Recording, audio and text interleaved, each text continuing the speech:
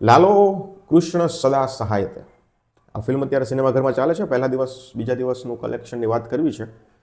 હવે આ ફિલ્મ છે ને એની સાથે બધા જ નાના નાના નામ જોડાયેલા છે. આ લોકોએ મેકર્સે જે એક પોસ્ટ મૂકી હતી કે ફિલ્મ છે એ કેવી સિચ્યુએશનમાં બની છે, કેવો સંઘર્ષ રહ્યો છે ફિલ્મ દરમિયાન, અને એ આખી ઇન્સ્ટાગ્રામમાં પોસ્ટ મૂકેલી જ હતી આ લોકોએ.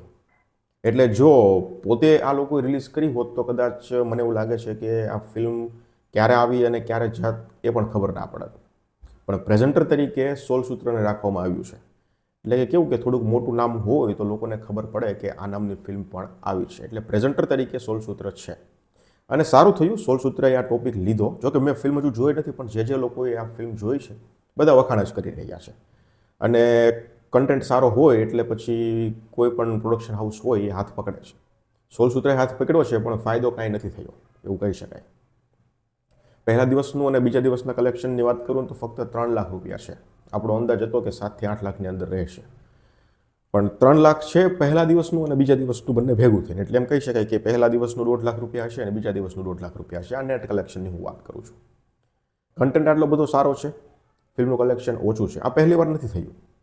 હું જદુનો રિવ્યૂ કરું છું ને ત્યારનું બધું આવું જ હાલે છે. કન્ટેન્ટ સારો હોય પણ ફિલ્મોના કલેક્શન નથી આવતા.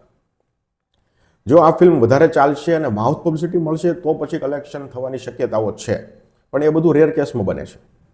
મને નથી લાગતું કે આ ફિલ્મમાં એવું થાય, કારણ કે પહેલા બીજા દિવસના રિવ્યૂ તો બધાના જોયા, સરસ જ છે, પણ કોઈ થિયેટરવાળાએ ફિલ્મનો શો નથી વધાર્યો. શો નથી વધારવો ઇટ મીન્સ કે જે શો પહેલા દિવસે હતા એમાંથી ઘટ્યા છે શો.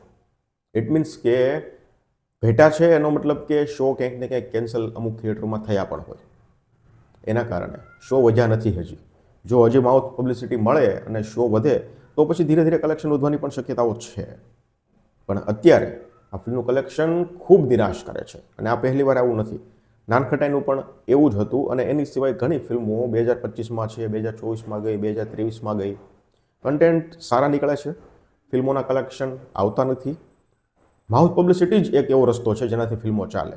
શો મળે શો ના મળે આખી અલગ વસ્તુ છે.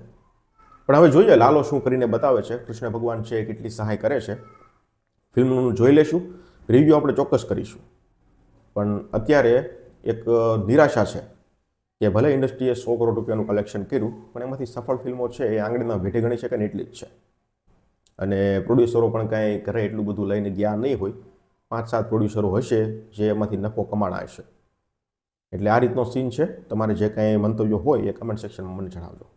ધન્યવાદ.